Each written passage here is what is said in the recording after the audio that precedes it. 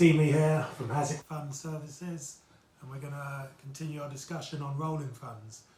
Today we're going to talk about the accounting and tax aspects of rolling funds.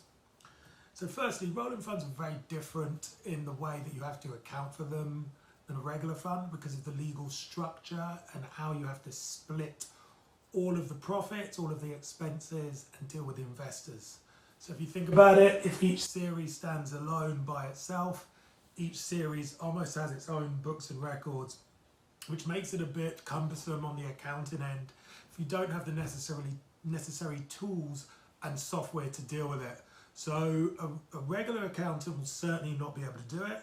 A regular fund administrator will struggle, and it may be a little bit expensive.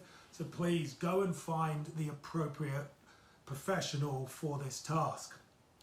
Obviously, I'm here to promote my business and I hope you come to me.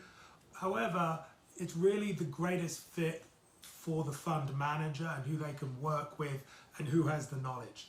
At the end of the day, the fund manager's job is to make investments.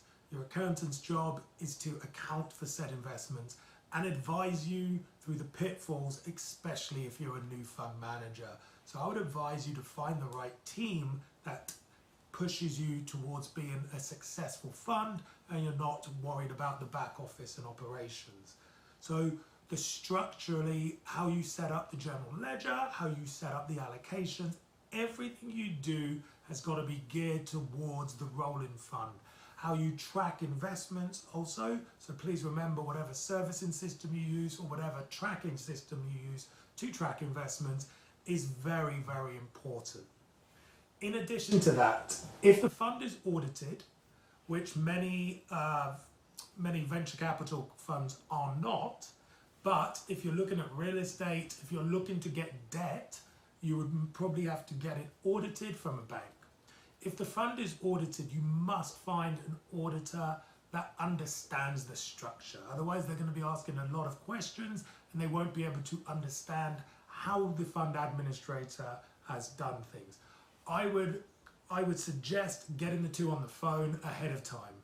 This will be able to weed out who you want to use, and so if you can get them on the phone, or if you can pick one and ask them to recommend another, that would be the way that I would go about things, because of the understanding of what is needed from each, and the cohesion between the two is very important. This allows you to focus on fundraising, and fundraising is going to be ongoing, as you know, so you want to make sure that you have everything of the operations taken care of. Also, taxing rolling funds is very different than taxing regular LLCs. The way that the profits are split, the way that the expenses are split is very, very different because each series has its own life cycle, has its own terms, and has its own kind of beginning and end and income and expense.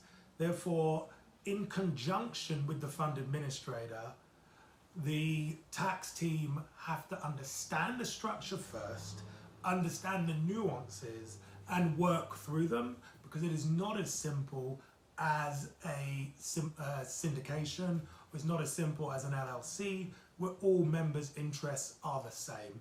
It chops and changes, so it has to be flowed through in a very, very specific way.